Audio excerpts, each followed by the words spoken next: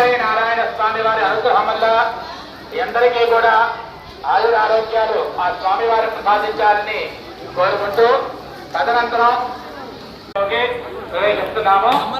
అందరూ కూడా చెప్పండి. మమ మమ సమస్త సమస్త వైరే వైరే వినాశనార్థం వినాశనార్థం సర్వజన సర్వజన హవనం హవనం కరిష్యే. చక్కగా